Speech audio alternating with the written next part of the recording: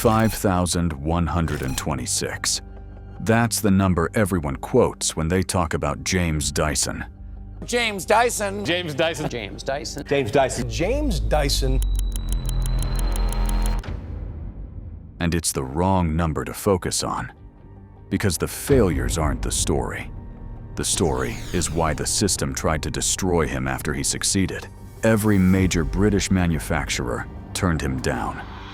Not because his technology failed, because it worked too well.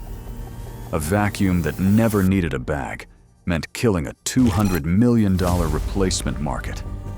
The industry wasn't broken. It was working exactly as designed, to protect the monopolies already inside it. This is not a story about perseverance.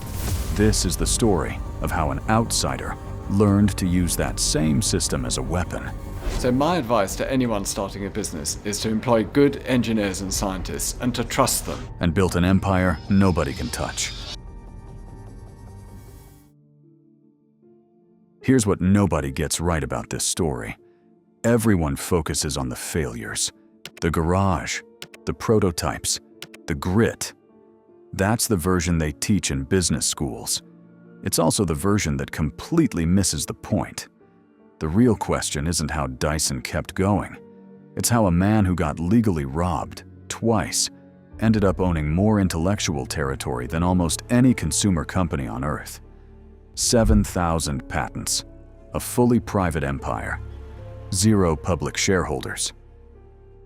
That doesn't happen by accident, and it doesn't happen through stubbornness either. It happens when someone gets hit hard enough by the system that they stop fighting it and start studying it instead. That shift is everything, and it started in the worst moment of his career. 1978. James Dyson is renovating his house. He picks up his vacuum cleaner. The suction is weak. The bag is clogged, again. Most people would buy a new bag. Dyson took the machine apart. What he found wasn't a broken product. It was a business model disguised as a product. The bag wasn't a design flaw. It was the revenue stream. Manufacturers needed it to clog, because a bag that clogs is a bag that gets replaced. Multiply that by every household in Britain, and you have $200 million a year in guaranteed recurring income. So when Dyson walks into those boardrooms with a vacuum that needs no bag, he isn't pitching better technology. He's threatening their entire business model. That's why they said no. Not because the product was bad, because it was too good. And when an outsider shows up with something too good, the system doesn't celebrate him. It mobilizes against him. What came next wasn't rejection. It was war.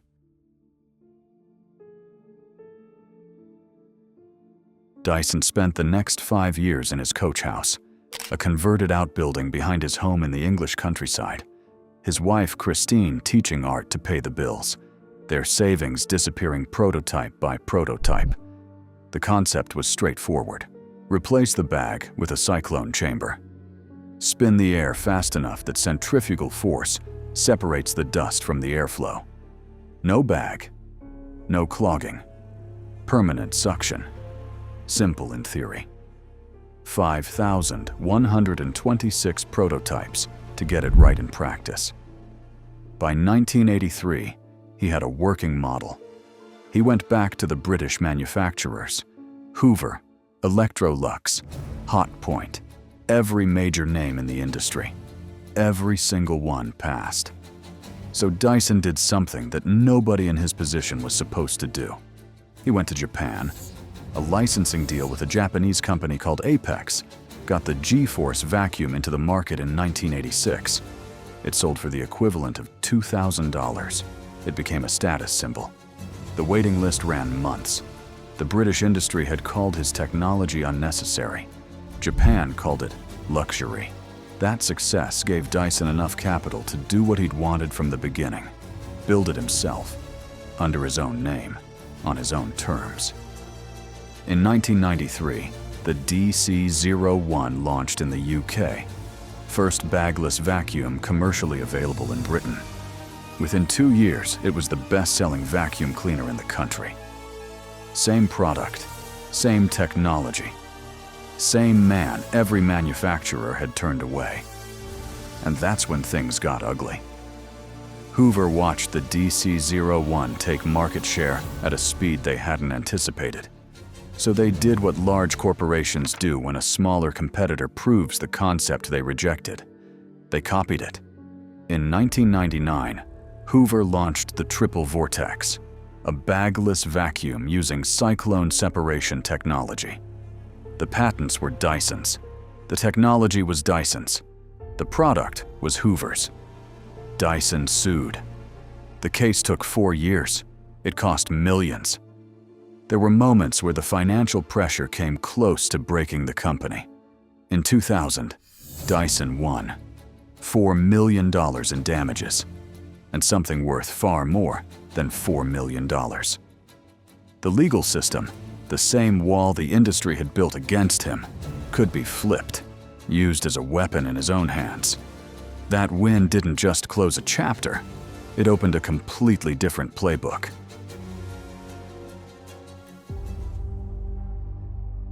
Most companies file patents defensively, a shield, something to wave in court if a competitor gets too close. Dyson understood patents as something completely different.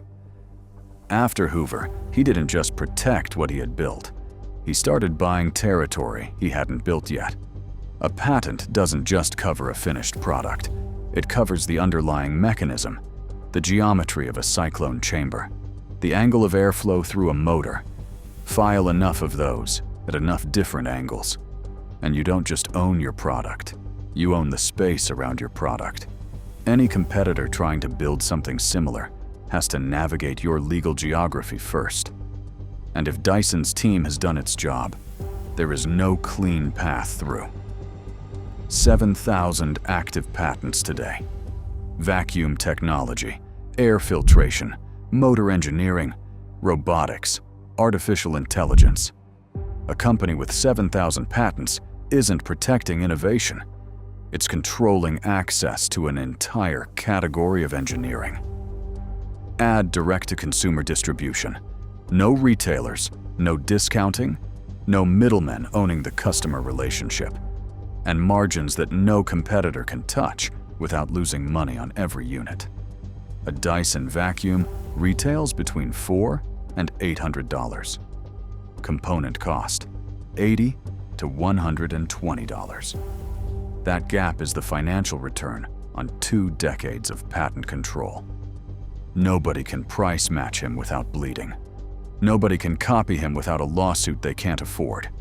That's not a competitive advantage, that's a structural lock. So here's what I want you to answer in the comments. 7,000 patents. Private ownership. Margins nobody can match. Is that a masterclass in building an unbeatable business? Or exactly the kind of monopoly regulators should be watching far more closely? Drop it below. Because what Dyson is building right now, the part that has nothing to do with vacuum cleaners, makes everything we just covered look like the opening move.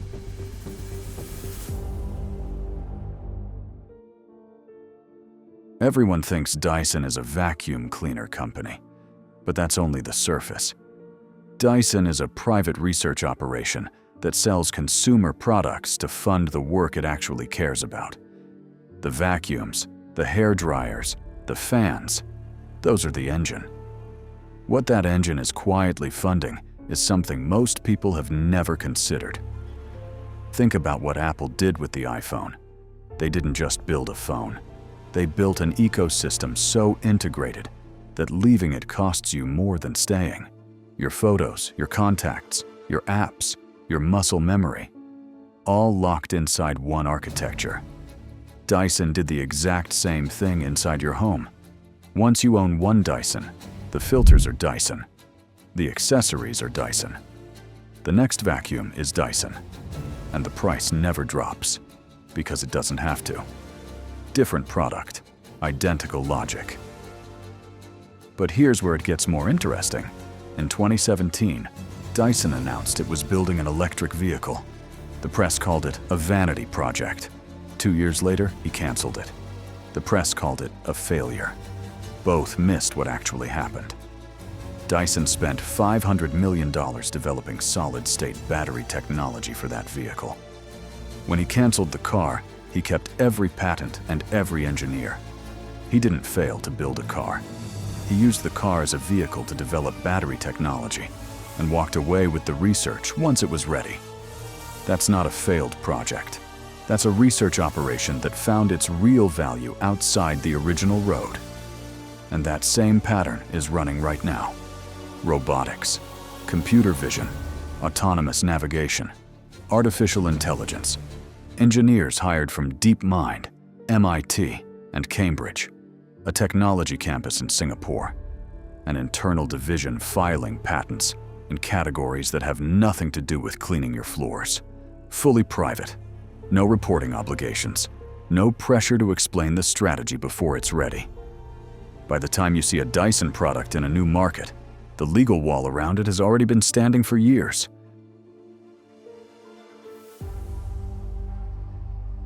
Most entrepreneurs walk into a market asking how to compete. Dyson walked in, asking something nobody else was asking. How do I make competing with me structurally impossible? That shift in thinking is everything, because competing is temporary. A bigger budget, a better product, a smarter campaign, and your advantage disappears overnight. But making competition impossible through legal architecture, that compounds. Every patent filed makes the next patent stronger. Every category entered gets fenced before the product even launches. Every dollar of margin funds the research that builds the next wall. Most companies build a fence around what they already own. Dyson builds fences around land that doesn't exist yet. By the time a competitor identifies the territory worth fighting for, Dyson's boundary is already there, filed quietly, years earlier, while everyone else was focused on whatever was already on shelves. That's not innovation strategy. That's territory strategy. And territory, once legally claimed, doesn't erode with market cycles, or trend shifts, or a competitor with a bigger marketing budget. It just sits there, permanently. And here's what that means for anyone building something right now, in any industry. The question is never just, what are you building? The question is, what are you building the fence around? The product is what people see. The fence is what makes it last. So here's what I want you to answer in the comments. Dyson is moving into robotics and AI right now, privately, with no obligation to tell anyone what he's building or why. Is he about to pull off the same move in a completely new category? Or is this the moment the strategy finally hits a wall it can't patent its way through? Leave it below.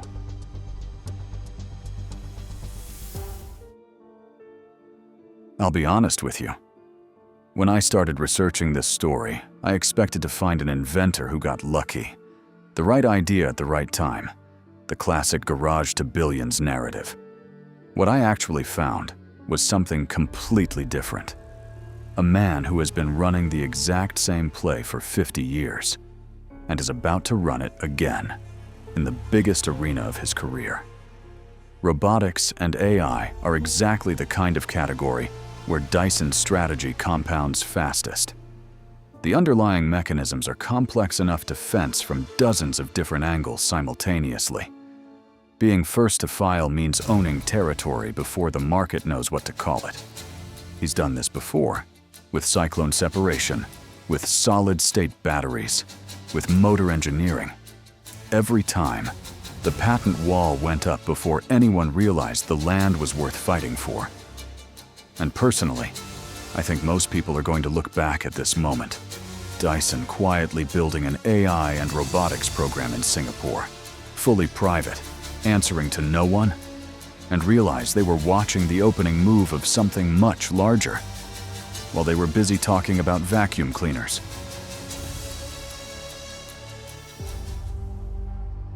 Dyson never called himself a businessman. He called himself an engineer.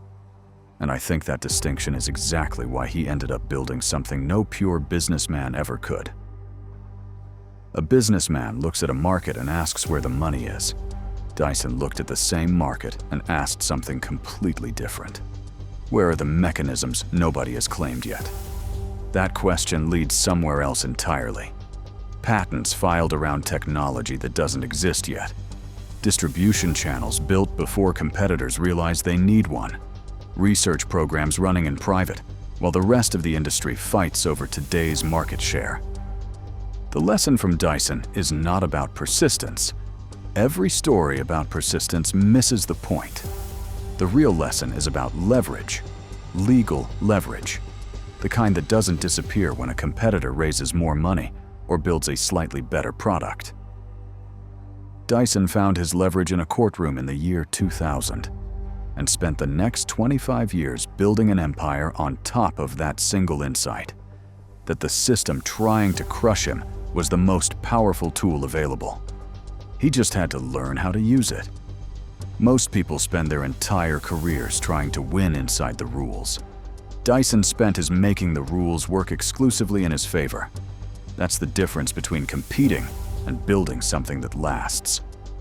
And that's the blueprint for anyone building something right now. Most people treat their skills like products. They improve them, polish them, hoping to outwork the competition. That logic has a ceiling. If your value can be replicated with enough effort or a bigger budget, it will be. Dyson didn't compete harder. He stopped playing the game everyone else was playing and built a completely different position. You can do the same at any scale. Not with patents necessarily, but with a niche specific enough that no one else occupies it. A combination of skills, context, and access that can't simply be outspent or copied. The ones who win long-term aren't the ones who run fastest inside the existing race. They're the ones who build a race nobody else knows how to enter.